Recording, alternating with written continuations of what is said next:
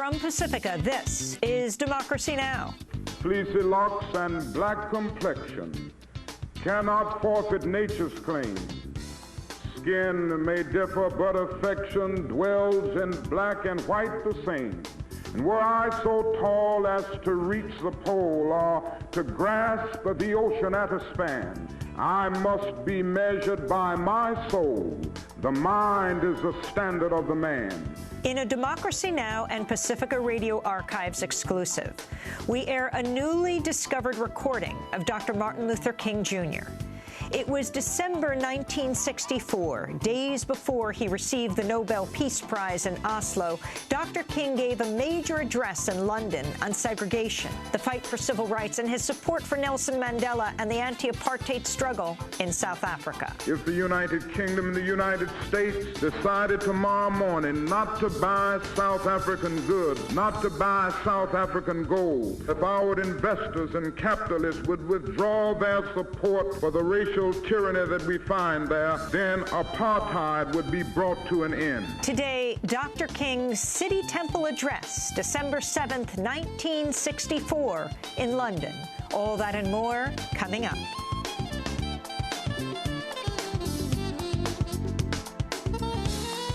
Welcome to Democracy Now!, democracynow.org, the War and Peace Report. I am Amy Goodman.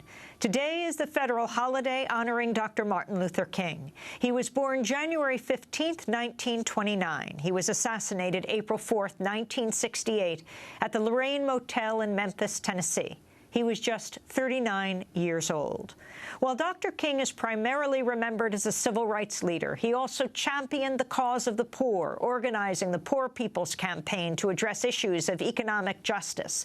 Dr. King was also a fierce critic of U.S. foreign policy and the Vietnam War. In 1964, Dr. King became the youngest recipient of the Nobel Peace Prize.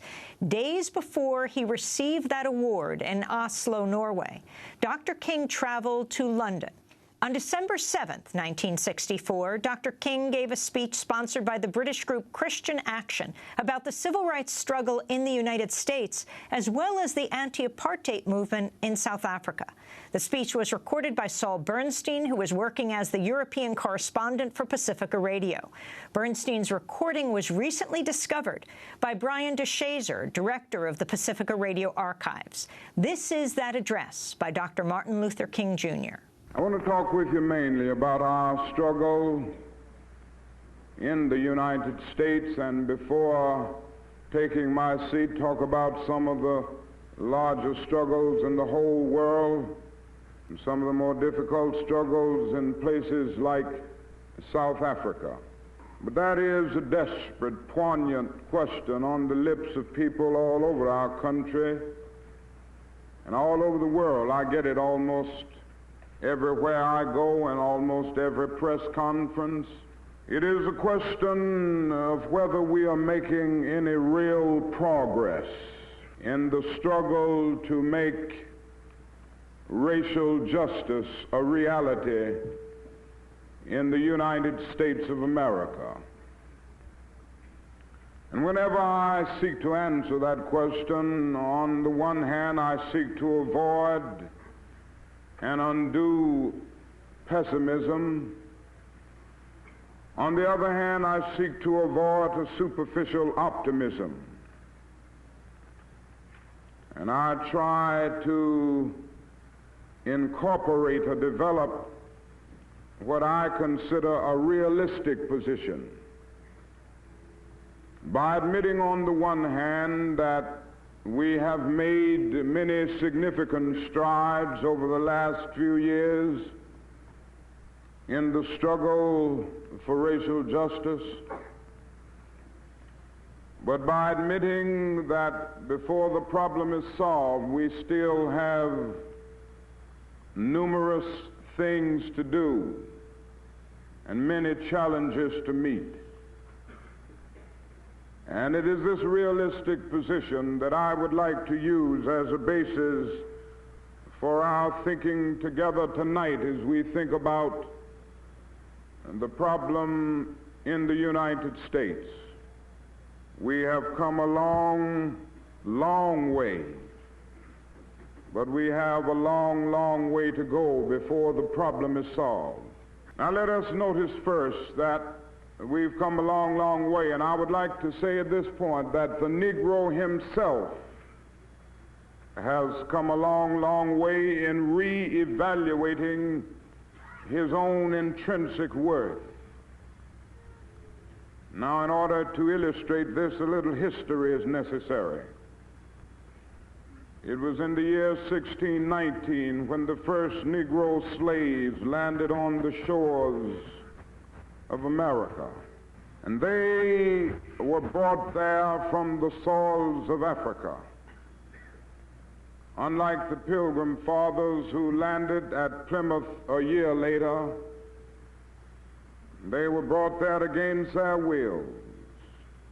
And throughout slavery, the Negro was treated in a very inhuman fashion. He was a thing to be used, not a person to be respected. The United States Supreme Court rendered a decision in 1857 known as the Dred Scott decision, which well illustrated what existed at that time. But in this decision, the Supreme Court of the United States said in substance that the Negro is not a citizen of the United States. He is merely property subject to the dictates of his owner. And it went on to say that the Negro has no rights that the white man is bound to respect. And this was the idea that prevailed during the days of slavery. With the growth of slavery, it became necessary to give some justification for it. You know, it seems to be a fact of life that human beings cannot continue to do wrong without eventually reaching out for some thin rationalization to clothe an obvious wrong in the beautiful garments of righteousness. And this is exactly what happened during the days of slavery. There were those who even misused the Bible and religion to give some justification for slavery and to crystallize the patterns of the status quo. And so it was argued from some pulpits that the Negro was inferior by nature because of Noah's curse upon the children of Ham. Then the Apostle Paul's dictum became a watchword: servants, be obedient to your master. And one brother had probably read the logic of the great philosopher Aristotle. You know, Aristotle did a great deal to bring into being what we now know as formal logic in philosophy. And in formal logic, that is a big word known as the syllogism, which has a major premise, a minor premise, and a conclusion. And so this brother decided to put his argument for the inferiority of the Negro in the framework of an Aristotelian syllogism. He could say all men are made in the image of God. This was the major premise. Then came the minor premise: God, as everybody knows, is not a Negro, therefore the Negro is not a man. This was the kind of reasoning that prevailed. Well, living with the conditions of slavery and then later segregation, many Negroes lost faith in themselves. Many came to feel that perhaps they were less than human. Many came to feel that they were inferior. This, it seems to me, is the greatest tragedy of slavery, the greatest tragedy of segregation, not merely what it does to the individual physically, but what it does to one psychologically. It scars the soul of the segregated as well as the segregator. It gives the segregator a false sense of superiority while leaving the segregated with a false sense of inferiority. And this is exactly what happened. But then something happened to the Negro, and circumstances made it possible and necessary for him to travel more. The coming of the automobile, the upheavals of 2 world wars, the Great Depression. And so his rural plantation background gradually gave way to urban industrial life. his economic life was gradually rising through the growth of industry, the development of organized labor, and expanded educational opportunities. And even his cultural life was gradually rising through the steady decline of crippling illiteracy. All of these forces conjoined to cause the Negro in America to take a new look at himself. Negro masses all over began to reevaluate themselves. And then something else happened along with all of this. The Negro in the United States turned his eyes and his mind to Africa. And he noticed the magnificent drama of independence taking place on the stage of African history. And noticing the developments, and noticing what was happening, and noticing what was being done on the part of his black brothers and sisters in Africa, gave him a new sense of dignity in the United States and a new sense of self-respect. The Negro came to feel that he was somebody. His religion revealed to him that God loves all of his children, and that all men are made in his image, and that the basic thing about a man is not his specificity but his fundamentum, not the texture of his hair or the color of his skin, but his eternal dignity and worth. And so the Negro in America could now cry out unconsciously with the eloquent poet, "Fleecy locks and black complexion cannot forfeit nature's claim. Skin may differ, but affection dwells in black and white the same. And were I so tall as to reach the pole or to grasp the ocean at a span, I must be measured by my soul. The mind is the standard of the man." And with this new sense of dignity and this new sense of self-respect, a new Negro came into being with a new determination to suffer, to struggle, to sacrifice, and even to die if necessary in order to be free.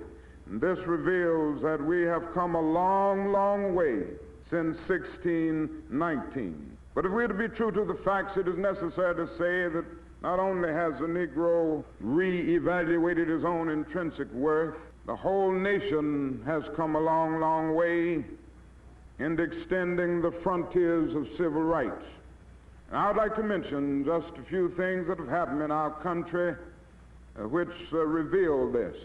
50 years ago, or even 25 years ago, a year hardly passed when numerous Negroes were not brutally lynched by some vicious mob.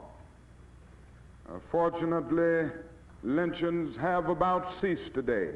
If one would go back to the turn of the century, you would find that in the southern part of the United States you had very few Negroes registered to vote. By 1948, that number had leaped to about 750,000. In 1960, it had leaped to 1,200,000.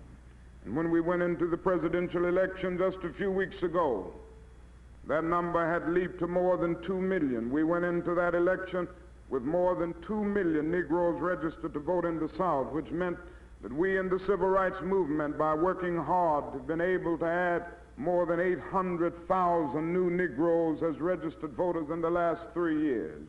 This reveals that we've made strides. And then when we look at the question of economic justice, there's much to do, but we can at least say that some strides have been made. The average Negro wage earner who is employed today in the United States earns 10 times more than the average Negro wage earner of 12 years ago. The national income of the Negro is now a little better than $28 billion a year, which is more than all of the exports of the United States and more than the national budget of Canada. This reveals that we have made some strides in this area. But probably more than anything else, and you've read about it so much here and all over the world, I'm sure, we have noticed a gradual decline and even demise of the system of racial segregation. Now, the legal history of racial segregation had its beginning in 1896. Many people feel that racial segregation has been a reality in the United States a long, long time, but the fact is that this was a rather recent phenomenon in our country, just a little better than 60 years old. And it had its legal beginning with a decision known as the Plessy versus Ferguson decision, which said in substance that separate but equal facilities could exist, and it made the doctrine of separate but equal the law of the land. We all know what happened as a result of the old Plessy doctrine. There was always a strict enforcement of the separate, without the slightest intention to abide by the equal. And the Negro ended up being plunged into the abyss of exploitation, where he experienced the bleakness of nagging injustice. But then something marvelous happened. The Supreme Court of our nation in 1954 examined the legal body of segregation, and on May 17th of that year pronounced it constitutionally dead. It said in substance that the old Plessy doctrine must go, that separate facilities are inherently unequal, and that to segregate a child on the basis of his race is to deny that child equal protection of the law. And so we've seen many changes since that momentous decision was rendered in 1954. It came as a great beacon light of hope to millions of disinherited people all over our nation. Then something else happened, which brought joy to all of our hearts. It happened this year. It was last year after the struggle in Birmingham, Alabama, that the late President Kennedy came to realize that there was a basic issue that our country had to grapple with a sense of concern and a sense of immediacy. He made a great speech a few days before, rather it was really on the same day that the University of Alabama was to be integrated, and Governor Wallace stood in the door and tried to block that integration. When Mr. Kennedy had to have the National Guard federalized, he stood before the nation and said in eloquent terms, the problem which we face in the area of civil rights is not merely a political issue. It is not merely an economic issue. It is at bottom a moral issue. It is as old as the Scriptures and as modern as the Constitution. It is a question of whether we will treat our Negro brothers as we ourselves would like to be treated. And on the heels of that great speech, he went and recommended to the Congress of our nation the most comprehensive civil rights bill ever recommended by any president of our great nation. Unfortunately, after many months of battle, and for a period we got a little tired of that. You know, there are some men in our country who like to talk a lot. Maybe you've read about the filibuster, and you know they get bogged down in the paralysis of analysis, and they will just go on and on and on, and they wanted to talk that bill to death. But President Lyndon Johnson got to work. He started calling congressmen and senators in. He started meeting day in and day out with influential people in the country and making it clear that that bill had to pass as a tribute to the late President Kennedy, but also as a tribute to the greatness of the country and as an expression of its dedication to the American dream. And it was that great day last summer that that bill came into being. And it was on July 2nd that Mr. Johnson signed that bill, and it became the law of the land. And so in America now we have a civil rights bill, and I'm happy to report to you that by and large that bill is being implemented in communities all across the South.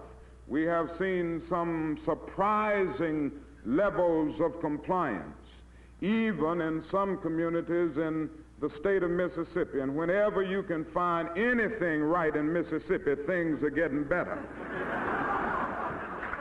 Dr. Martin Luther King speaking in London, December 7th, 1964. We'll return to the speech after this break. Ever love must kill at every turn.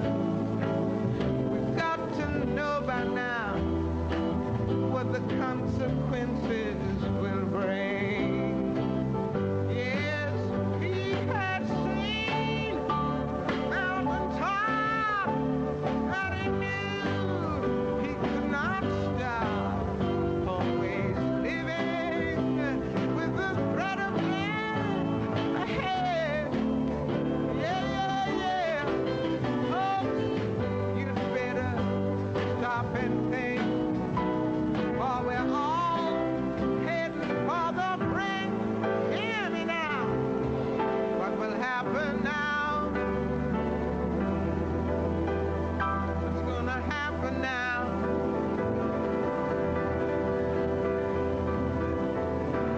That the King of Love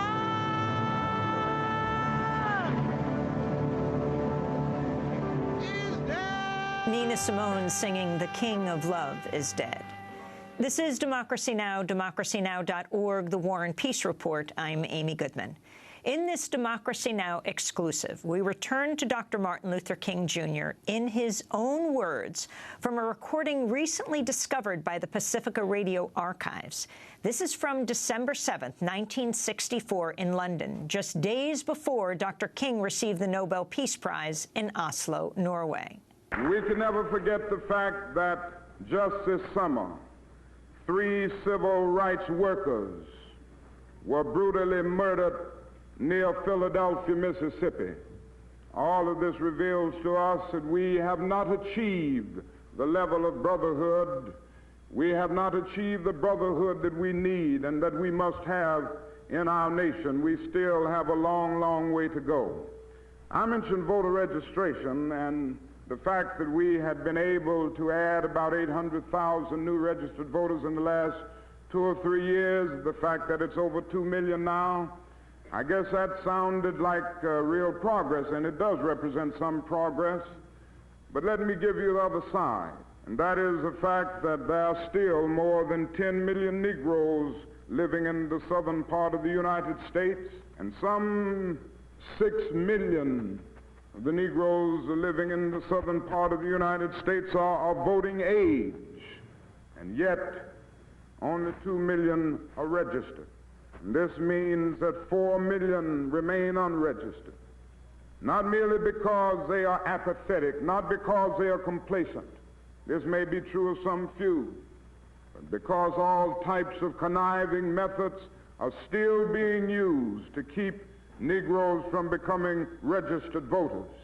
Complex literacy tests are given which make it almost impossible for anybody to pass a test, even if he has a PhD degree in any field or a law degree from the best law schools of the world. And then actual economic reprisals are often taken out against Negroes who seek to register and vote in some of the black belt counties of Mississippi and Alabama and other places. And then some are actually faced with physical violence and sometimes physical death. This reveals that we have a great deal that must be done in this area. I mentioned economic justice, and I'm sure that that figure, $28 billion, sounded very large. That's a lot of money. But then I must go on and give you the other side if I'm to be honest about the picture.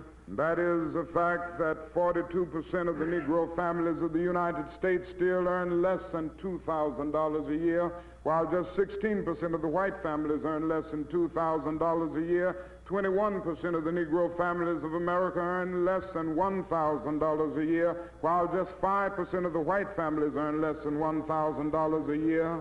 And then we face the fact that 88% of the Negro families of America earn less than $5,000 a year, while just 58% of the white families earn less than $5,000 a year. So we can see that that is still a great gulf between the haves, so to speak, and the have-nots. And if America is to continue to grow and progress and develop and move on toward its greatness, this problem must be solved. Now, this economic problem is getting more serious because of many forces alive in our world. For many years, Negroes were denied adequate educational opportunities. For many years, Negroes were even denied apprenticeship training. And so the forces of labor and industry so often discriminated against Negroes. And this meant that the Negro ended up being limited by and large to unskilled and semi-skilled labor. Now, because of the forces of automation and cybernation, these are the jobs that are now passing away.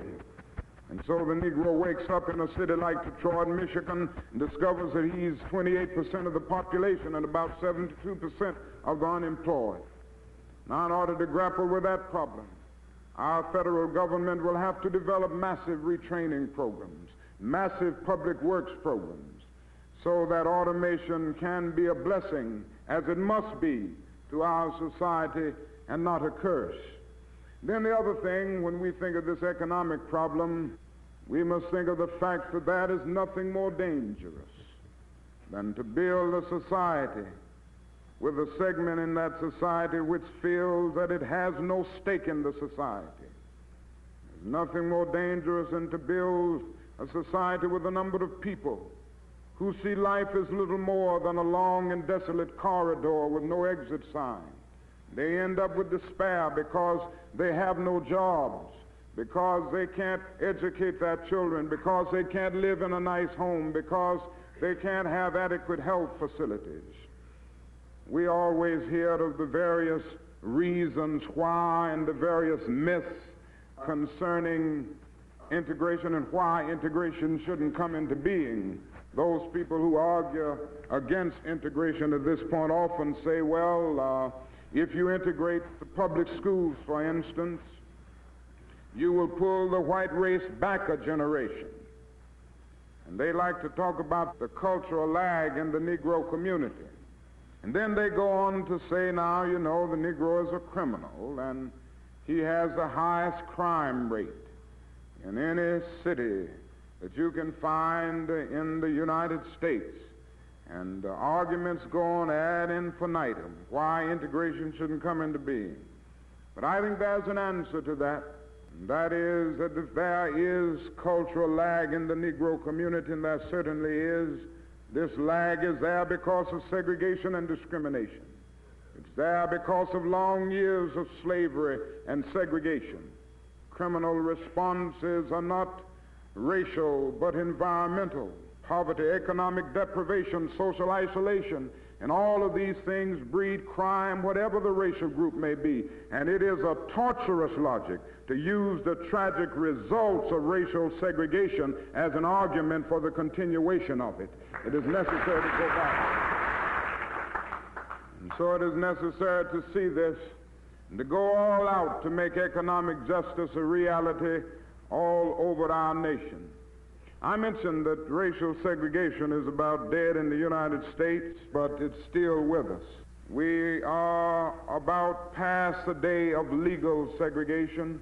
We have about ended de jure segregation, where the laws of the nation or of a particular state can uphold it because of the Civil Rights Bill and the Supreme Court's decision and other things. We have passed a day when the Negro can't eat at a lunch counter, with the exception of a few isolated situations, or where the Negro can't check in a motel or a hotel. We are fastly passing that day. But that is another form of segregation coming up. It is coming up through housing discrimination, joblessness, and de facto segregation in the public schools. And so the ghettoized conditions that exist make for many problems, and it makes for a hardcore de facto segregation that we must grapple with on a day-to-day basis. And so this is the problem that we face, and this is the problem that we are forced to deal with. And we are going to deal with it in a determined way. I am absolutely convinced that segregation is on its deathbed, and those who represent it, whether they be in the United States or whether they be in London, England, the system is on its deathbed. But certainly we all know that if democracy is to live in any nation, segregation must die. And as I've tried to say all over America, we've got to get rid of segregation, not merely because it will help our image, it certainly will help our image in the world. We've got to get rid of segregation not merely because it will appeal to Asian and African peoples, and this certainly will be helpful, this is important. But in the final analysis, racial discrimination must be uprooted from American society and from every society, because it is morally wrong. So it is necessary to go all out and develop massive action programs to get rid of racial segregation. Now I would like to mention one or two ideas that circulate in our society, and they probably circulate in your society and all over the world, that keep us from developing the kind of action programs necessary to get rid of discrimination and segregation. One is what I refer to as the myth of time. There are those individuals who argue that only time can solve the problem of racial injustice in the United States, in South Africa, or anywhere else. You've got to wait on time. And I know they've said to us so often in the States and to our allies in the white community, just be nice and be patient and continue to pray, and in 100 to 200 years, the problem will work itself out. We've heard and we've lived with the myth of time. The only answer that I can give to that myth is that time is neutral. It can be used either constructively or destructively. I must honestly say to you that I'm convinced that the forces of ill will have often used time much more effectively than the forces of goodwill. And we may have to repent in this generation, not merely for the vitriolic words and the violent actions of the bad people, but for the appalling silence and indifference of the good people who sit around saying, wait on time. Somewhere along the way, it is necessary to see that human progress never rolls in on the wheels of inevitability. It comes through the tireless efforts and the persistent work of dedicated individuals who are willing to be co-workers with God, and without this hard work, time itself becomes an ally of the primitive forces of social stagnation. And so we must help time, and we must realize that the time is always right to do right. This is so vital, and this is so necessary. Now, the other myth that gets around a great deal in our nation, and I'm sure in other nations of the world, is the idea that you can't solve the problems in the realm of human relations through legislation. You can't solve the housing problem and the job problem and all of these other problems through legislation. You've got to change the heart. We had a presidential candidate just recently who spoke about this a great deal, and I think Mr. Goldwater sincerely believed that you couldn't do anything through legislation because he voted against everything in the Senate, including the Civil Rights Bill. And he said all over the nation throughout the election that we don't need legislation, that legislation can't deal with this problem. But he was nice enough to say that you've got to change the heart. Now, I want to at least go halfway with Brother Goldwater at that point. I think he's right. If we're going to get this problem solved in America and all over the world, ultimately, people must change their hearts where they have prejudices.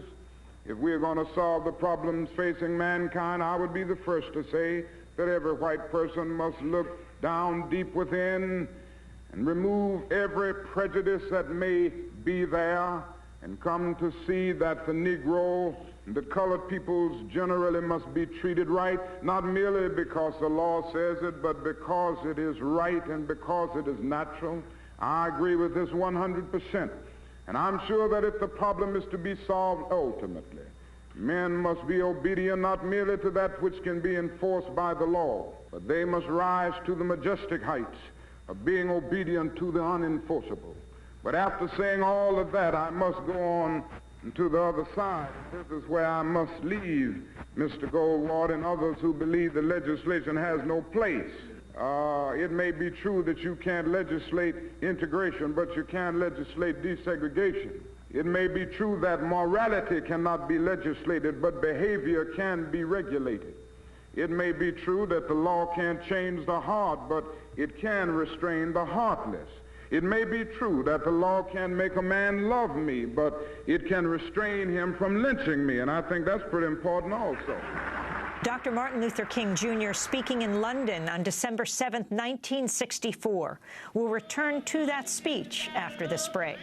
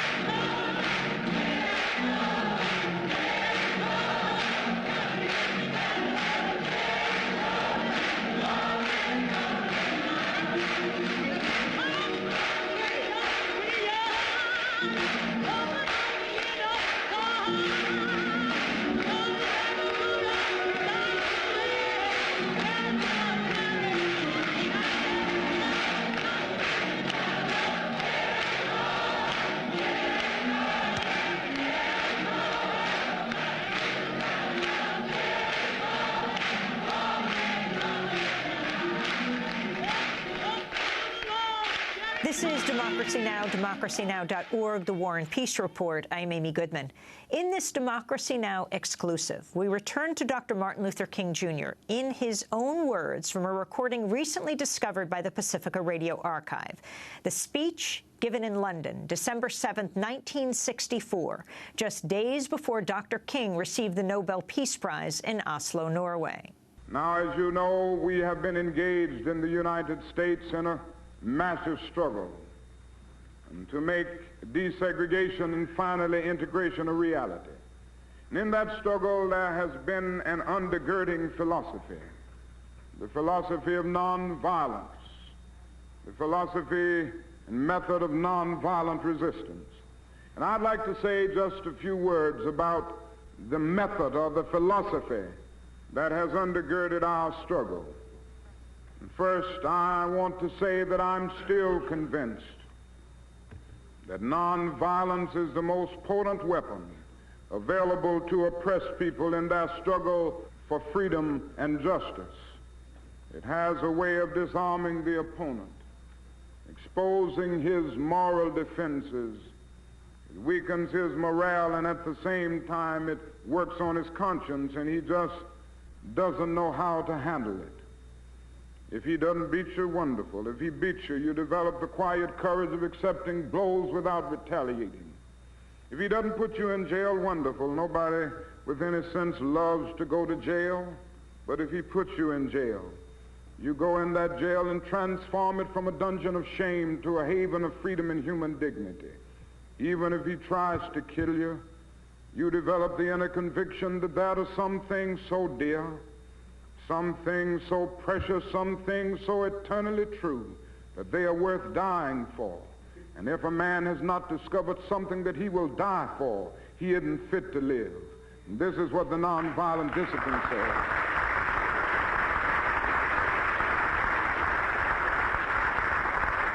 And then the other thing about it is that it gives the individual a way of struggling to secure moral ends through moral means. One of the great debates of history has been over the whole question of ends and means. All the way back from the days of Plato's dialogues, coming on up through Machiavelli and others, there have been those individuals who argued that the end justifies the means. But in a real sense, a nonviolent philosophy comes along and says that the end is pre-existent in the means. The means represent the ideal in the making and the end in process. And so that in the long run of history, immoral means cannot bring about moral ends. Somehow man must come to the point that he sees the necessity of having ends and means cohering, so to speak. And this is one of the things that is basic in the nonviolent philosophy at its best. It gives one a way and a method of struggle which says that you can seek to secure moral ends through moral means. It also says that it is possible to struggle against an evil, unjust system with all your might and with all your heart, and even hate that unjust system, but yet you maintain an attitude of active goodwill and understanding and even love for the perpetrators of that evil system. Now, this is the most misunderstood aspect of nonviolence. And this is where those who don't want to follow the nonviolent method say a lot of bad things to those of us who talk about love.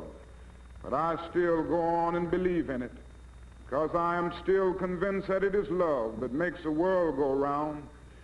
And somehow this kind of love can be a powerful force for social change. Now, I'm not talking about a weak love. I'm not talking about emotional bosh here.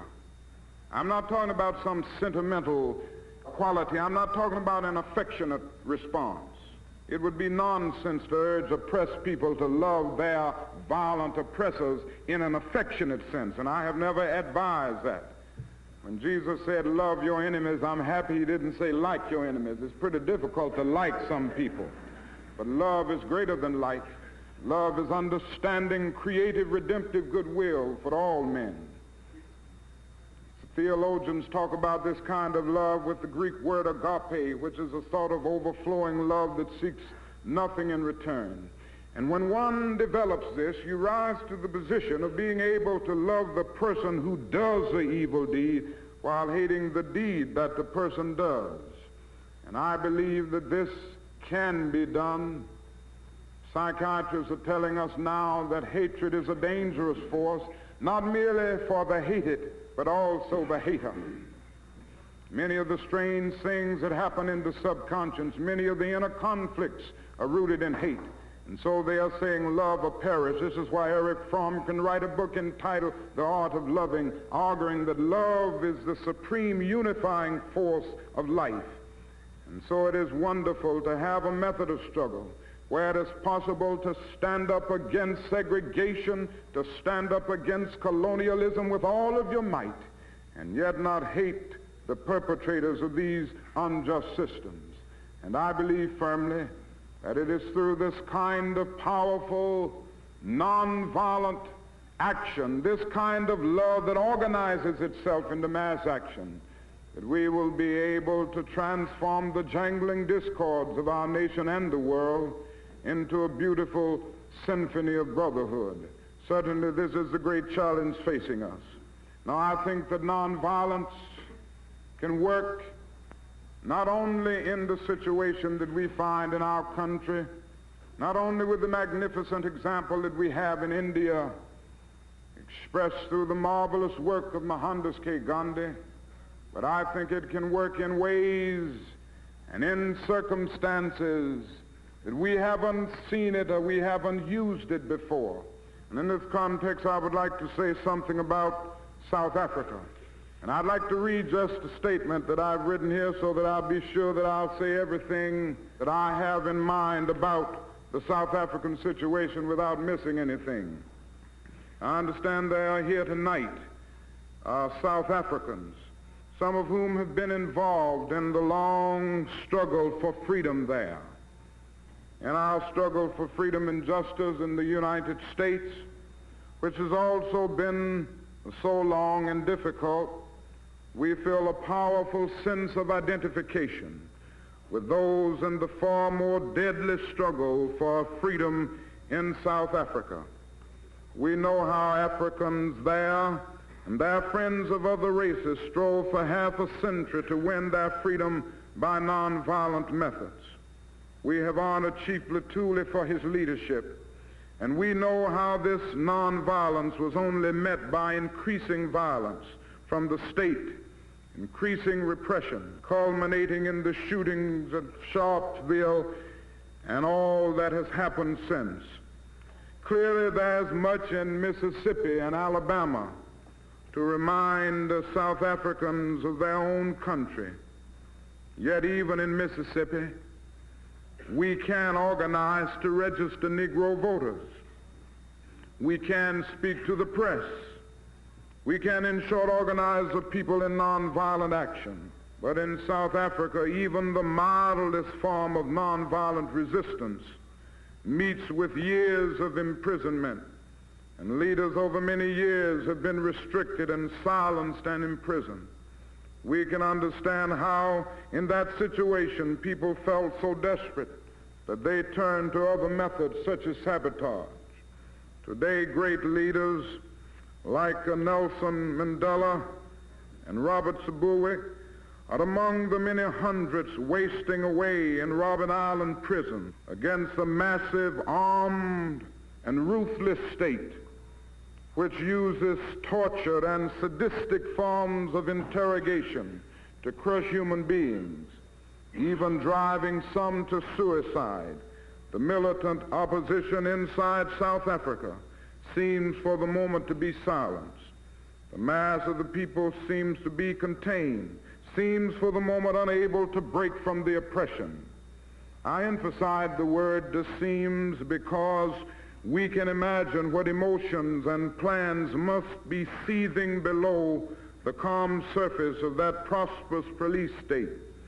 We know what emotions are seething in the rest of Africa and indeed all over the world. The dangers of a race war. These dangers we have had repeated and profound warning. It is in this situation, with the great mass of South Africans denied their humanity, their dignity, and denied opportunity, denied all human rights, it is in this situation, with many of the bravest and best South Africans serving long years of in prison, with some already executed. In this situation, we in America and Britain have a unique responsibility. For it is we, through our investments, through our government's failure to act decisively, who are guilty of bolstering up the South African tyranny. Our responsibility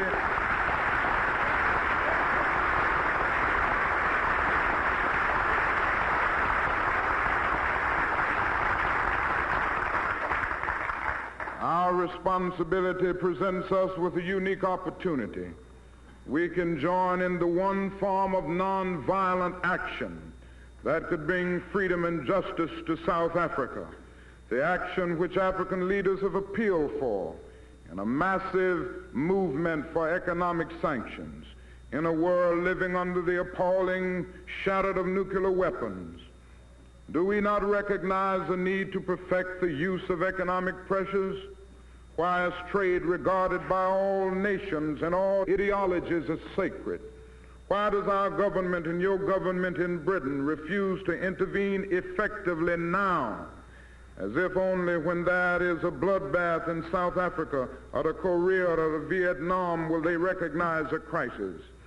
If the United Kingdom and the United States decided tomorrow morning not to buy South African goods, not to buy South African gold, to put an embargo on oil, if our investors and capitalists would withdraw their support for the racial tyranny that we find there, then apartheid would be brought to an end.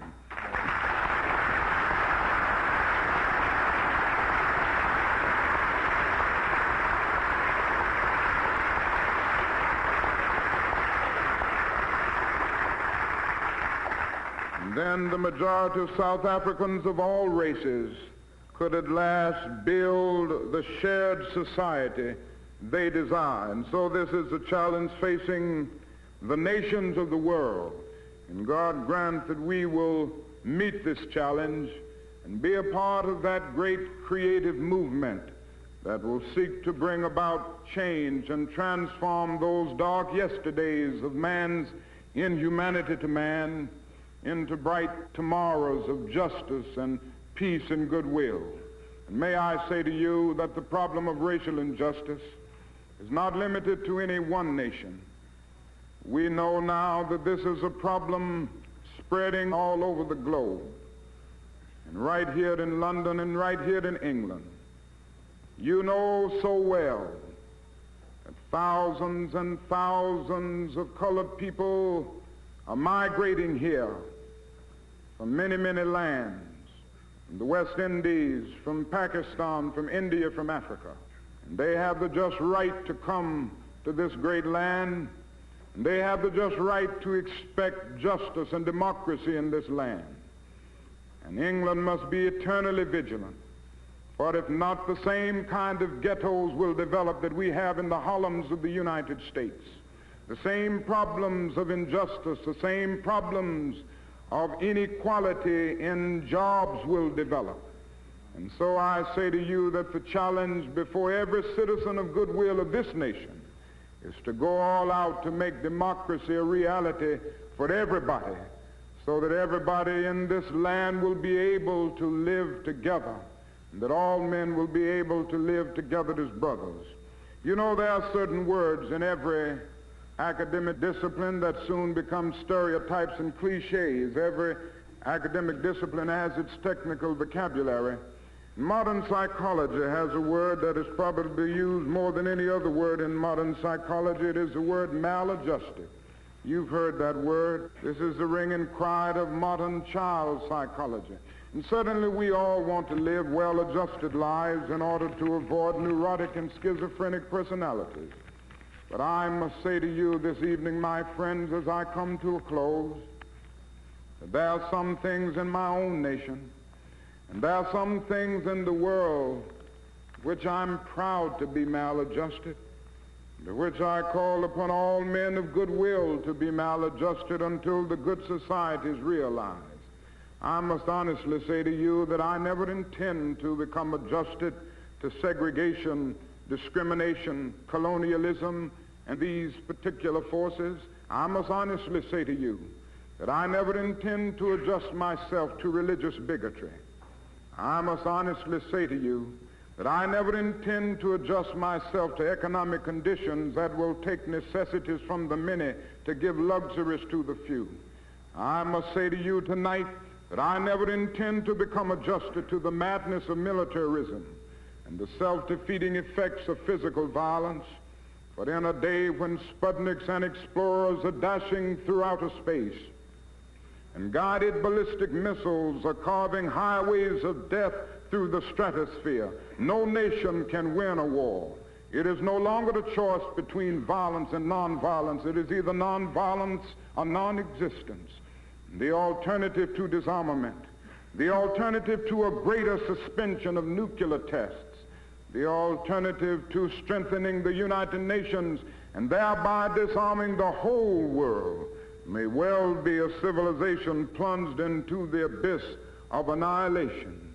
And I assure you that I will never adjust to the madness of militarism. You see, it may well be that our whole world is in need at this time for a new organization, the International Association for the Advancement of Creative Maladjustment. Men and women